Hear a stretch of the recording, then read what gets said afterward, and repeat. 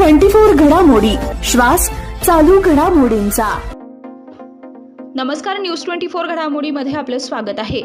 विजेचा शॉक बसून 9 वर्षीय बालकाचा दुर्दैवी मृत्यू झाल्याची घटना MIDC परिसरात असलेल्या आठरे पाटील बालगृहात सोमवारी सकाळी घडली आहे। साईराज गणेश भांबरे असं या मयत बालकाचं नाव आहे।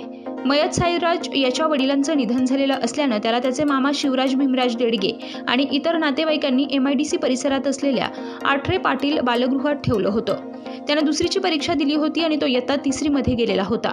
सोमवारी सकाळी तो बालगृहात असताना त्याला विजेचा शॉक बसला। ही माहिती तेथील कर्मचाऱ्यांनी त्याचे मामा शिवराज देडगे यांना कळवली।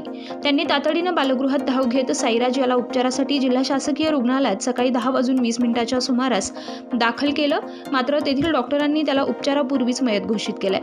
दुपारी त्याच्या मृतदेहाचे शवविच्छेदन करून मृतदेह नातेवाईकांच्या ताब्यात देण्यात आला। या प्रकरणी MIDC पोलीस ठाण्यात अकस्मात मृत्यूची नोंद करण्यात आली आहे। साईराजचे नातेवाईक संतप्त झालेत। बालगृहाच्या व्यवस्थापनाच्या हलगर्जीपणामुळे ही घटना घडल्याचा आरोप करत व्यवस्थापनावर गुन्हा दाखल करण्याची मागणी मयत मुलाच्या नातेवाईकांनी केली आहे। जोपर्यंत गुन्हा दाखल होत नाही तोपर्यंत मयत साईराज याचा मृतदेह MIDC पोलीस ठाण्यासमोर ठेवणार असल्याचं मयत साईराजचे मामा शिवराज देडगे यांनी सांगितलंय। प्रतिनिधी स्वामी गोसावी, न्यूज 24 घडामोडी, अहमदनगर। अशाच घडामोडींचा आढावा घेण्यासाठी आजच आमच्या YouTube चॅनलला सबस्क्राइब करा आणि पाहत रहा न्यूज 24 घडामोडी।